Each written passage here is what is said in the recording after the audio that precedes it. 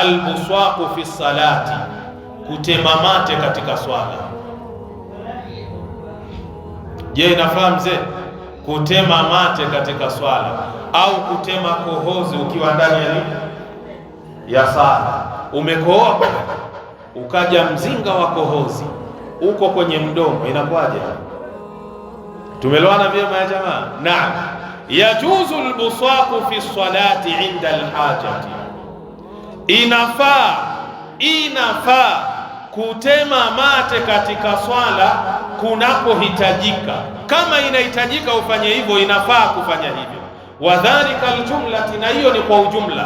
Maana yake pia kama kohozi lipo, inafaa kufanya nini? Kutema. Adalilu min alijmaa, dalili ni makubaliano ya maulama.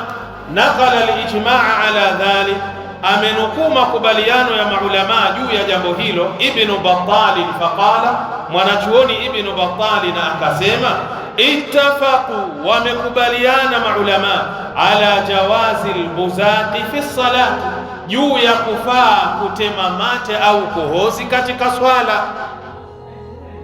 Lakini tuelewane ya jamaa, katika swala hii ambayo kwamba inafaa kutema mate unapokuwa unasali, ima ile sehemu unayoswali ni sehemu ambayo kwamba una uwezo wa kutema yale mate au kohozi ukafunika, kwa sababu wakati ule walikuwa wanaswali sehemu tu ya kawaida, sio kama sisi.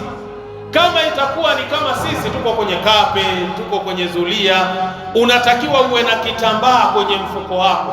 Kohozi limekuja, unafanya nini? Unalitema kwenye kitambaa, unalikunja, unalitia kwenye mfuko. Ama wakati mwingine kuna wale ambao wanavaa zile haga, zile amama, tuelewana vizuri, mtu ameizungusha kwenye kichwa chake, imekuja mpaka shingoni.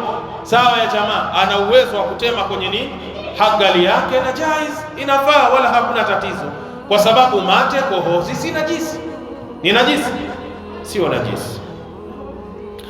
Nenda kwenye kitabu Sharh Sahih al-Bukhari ibn Battal, kitabu nambari 3, ukurasa ni wa 205 insha Allah taala. Ikhwata al-iman, ningependa tukomee hapa insha Allah kwa leo. Kesho tutakuja kuangalia as-salatu fi ni'al, kuswali juu ya nini? Ya viatu. Je, inafaa kuswali juu ya viatu ama haifai? Insha Allah ningependa kutoa fursa na nafasi ya masali kwa wale watakuwa wana masali insha Allah.